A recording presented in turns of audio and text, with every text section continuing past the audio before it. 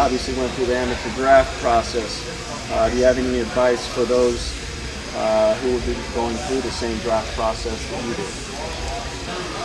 I would just say never get too high or too low. You know, your draft stock's going to fluctuate. You know, you're going to have periods where you're performing very well and people are going to be high on you.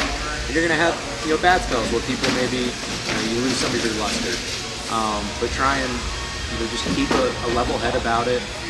Trust the people that are giving you advice on it, and, you know, really embrace it, because it should be one of the best times of your life and not something that you stress out about. It's something that you should enjoy. I know in the past I stressed out about it a little bit too much, but at the end of the day, you know, I got to go through it twice. And so the first time through high school I stressed out about it, let it affect my performance a little bit on the field. And the second time I just enjoyed it. You know, it was nice to be courted by teams, and, you know, I was very grateful to have that type of exposure. And, you know, I really enjoyed it the second time around. So I would say try to enjoy the process as much as possible.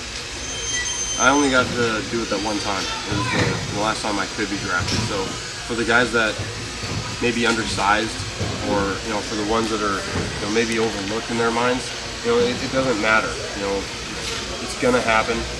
You know, you put the work in, and, you know, somebody's gonna like you at some point. If you're a hard worker and if you've got what it takes to play, you're gonna get a chance. Like Daniel said, I stressed out a lot about the draft, you know, all my years in college, and it never helped me one bit.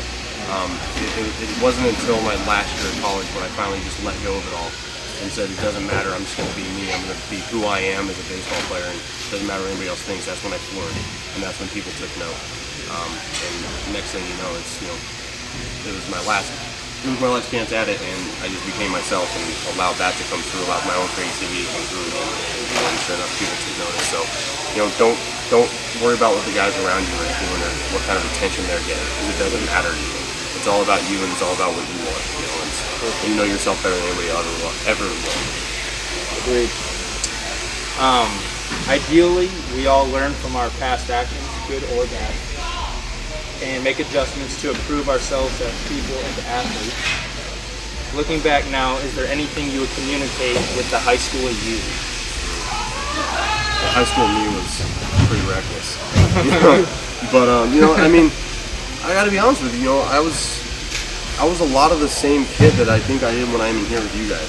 I think that probably comes through if you guys have noticed. Like, you probably see a little kid. You see a little kid running around here, and you know what I mean.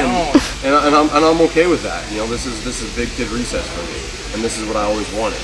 And so, you know, the high school me is just you know, be a little bit smarter about the decisions that you're making. You know, think them through a little bit, but, you know, just be you. And that's, you know, I think I was being me back then, and I get a lot of the same reactions nowadays from you guys that I did from my, you know, peers back then. So, you know, just be me. You know, just be yourself, and, you know, just think about it. You know, take a moment and think about it. So, well, I mean, what you're saying carries a lot of weight, though, because what everybody talks about after they retire is what do they miss most? And it's the void. It's the being in the clubhouse. It's having this, what you call adult recess. Like, everybody misses that. You know, you can't replace that when you go back and you're with your family all day. And don't get me wrong, I love my family. You know, I have a daughter, I have a wife, and, you know, I love spending time with them. But you still, it's not a void that you can fill just by being at home. And so, you know, that is something that you do have to enjoy. If it becomes a job, then it's no different than being in a cubicle for, you know, 8 hours a day.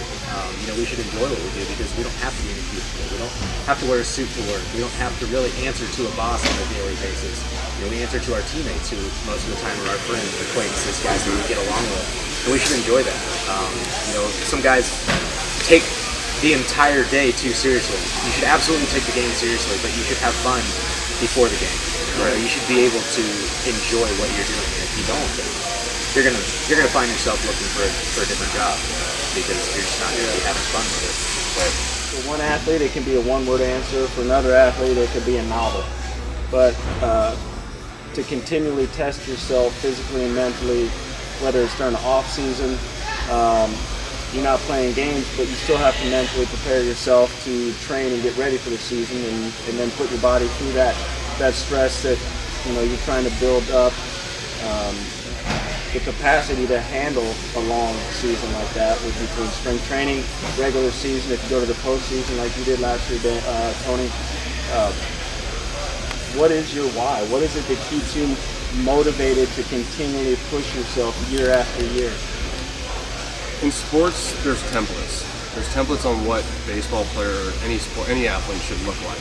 You know, what their body should look like, what set of skills they should have. You look around, you know, guys like myself, Daniel, and guys that we work out with. Not many of us fit that mold. So why not me? That's my question. I look around at the guys that are succeeding, and I'm like, I can beat that guy. Why not me? Why can't I get that chance? And that kind of drives me. Is, you know, you see your peers and you see guys that working around you, and you see them succeeding, and you're like, why not me?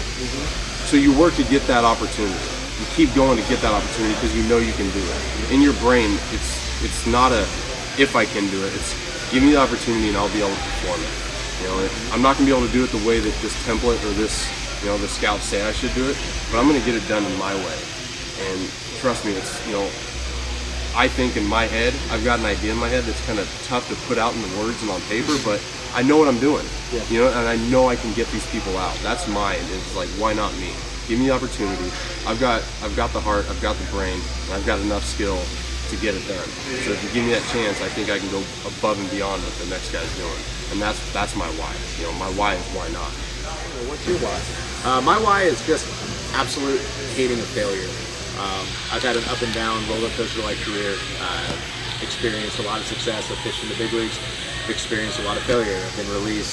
I've had times where I wasn't pitching well and definitely not up to my standards.